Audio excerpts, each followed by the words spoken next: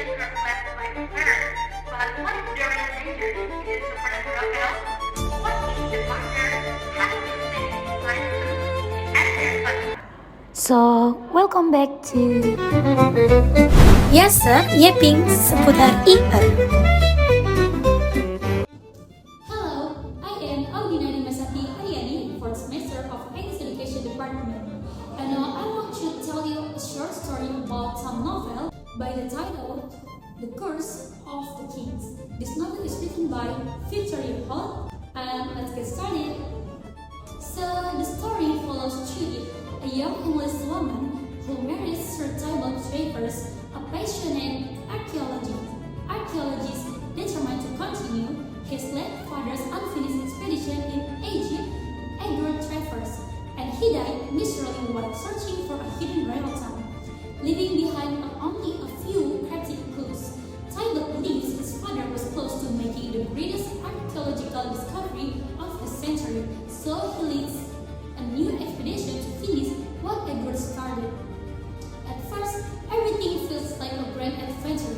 Judith enjoys exploring the temples, learning about ancient Egyptian culture, and visiting the colorful local markets. Along the way, she meets a kind young girl named Yasmin, who sells handmade leather goods, and an antique dealer named Leopold Harding, who seems fascinated by archaeology and frequently visits the exhibition sites.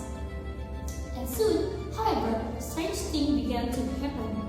The expedition receives warnings from local people who believe that disturbing the tombs will awaken the curse of the pharaohs. Judith dismissed the story as superstition, but the atmosphere becomes increasingly unsettling. A local fortune teller repeatedly warns the group to leave Egypt before it is too late. Then, one of the novel's most disturbing scenes. What is that? During an ancient Nile festival, a life-size goat representing a virgin is thrown into the river as part of a traditional ceremony. As Judith watched the processions, she noticed something terrifying. The doll looks exactly like Yasmin. A few days later, Yasmin suddenly disappears without explanation. Her father refused to answer any questions, acting frightened whenever her name is mentioned. This is the first sign that something much darker is happening. Meanwhile, the excavation suffers repeat disappointments. After months of digging, Tybalt discovers what appears to be a promising chamber, only to realize it leads nowhere. His dream seems to collapse completely. Just when everyone prepares to return to England, Tybalt discovers another hidden passage and decided to continue the expeditions. While some members are excited, others desperately want to leave. Among them is Theodosia. Theodosia is Judith's gentle half-sister who has become increasingly anxious and homesick. To cheer her up, a small group visits the exhibition site. During the tour, tragedy strikes. What is that? An old bridge suddenly collapses beneath them. Theodosia falls to her death, and the entire expedition is devastated. Local rumors spread rapidly that another victim has fallen because of the curse of the parents. After all, Edward had also died during the previous expedition.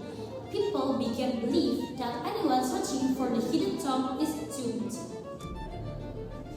As grief overwhelms the group, Judith begins to notice something even more disturbing. What is that? That is when she starts questioning her own husband. Yeah, Tybalt seems emotionally distant, completely obsessed with archaeology. Judith also noticed how close he is to Tabitha, a beautiful woman who has secretly loved him for years. After overhearing part of a private conversation between them, Judith becomes convinced that Tybalt married her only because she inherited a large fortune. And her suspicions grow stronger after Theodosia's death, because Because of the inheritance, Judy suddenly becomes much wealthier. She begins wondering whether someone wanted Judy to die and whether she herself could be the next target, maybe. At the same time, Leopard Harding becomes a constant presence around the expedition. Although he presents himself as a harmless antique driller, he asks countless questions about the excavations and seems unusually interested in every discovery. Eventually, Judith visits an ancient temple land, and inside the silent rings, she feels unlocked someone is following her. She hears footsteps echoing behind the store pillars. For a trifling moment, she believes she is about to be murdered. And her instincts are correct. There's someone, because later, Harding attempts to kill her, but Judy survives. This changed everything. The final investigation uncovers the truth behind every mystery. There was never any supernatural curse. So what actually happened? The real villain is the Pasha, the powerful Egyptian governor who had appeared to support Tyball's expeditions from the very beginning. In reality, he had secretly been searching for the same royalties for years. He wants his treasures for himself and had already stolen priceless artifacts from another tomb called an underground smuggling network. Edward has discovered too much, so he was murdered. And then Yasmin accidentally learns the secret passage beneath the excavation site. She was murdered too. And then Theodosia died was not an accident because the bridge had been deliberately weak as a warning to frighten the expeditions into leaving. And then when Judy survived Harding's attack, the Pasha ordered Harding Old Margaret to eliminate the vital witness who could expose the conspiracy. And one by one, every mystery is finally explained. Because at the end, Tyball reached the known wage royal town. But the greatest treasure is gone. Why? Because the ancient tombs robber had already looted almost everything nearly 2,000 years earlier. The magnificent discovery Tyball has dreamed about his entire life turns out to be an empty victory. But ironically, the only treasures he truly discovered is something far more valuable. He finally realized how deeply he loves Judith. Throughout the novel, Judith has lived the archaeology mattered more to Tyball than she ever could. But when her life is in danger, Tyball is willing to abandon the expeditions, the dream he has pursued for years, simply to save her.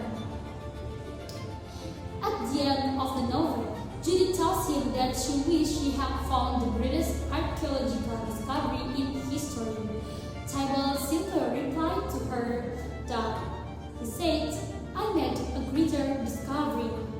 Then Judy asks what he means, and then he answers, "I discovered what you mean to me." Yeah, and this ending completely transformed the novel from a simple historical mystery into a story about trust, love, sacrifice, and the realizations that some treasures are far more valuable than gold or ancient artifacts. And that's the complete story of The Curse of the Kings by Victoria Holt, a novel that perfectly combines historical fiction, archaeological, physically, and the most satisfying mystery plot twist in classic literature. Okay, maybe I think nothing. So that's all a short story about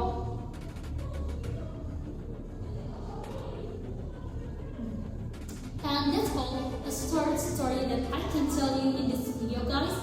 If you're interested for read the book,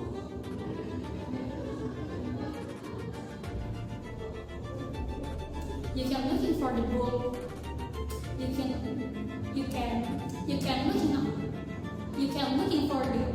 can looking for the novel and then tell me about your adventure. I think it's enough here. Thank you for watching. Wassalamualaikum warahmatullahi wabarakatuh.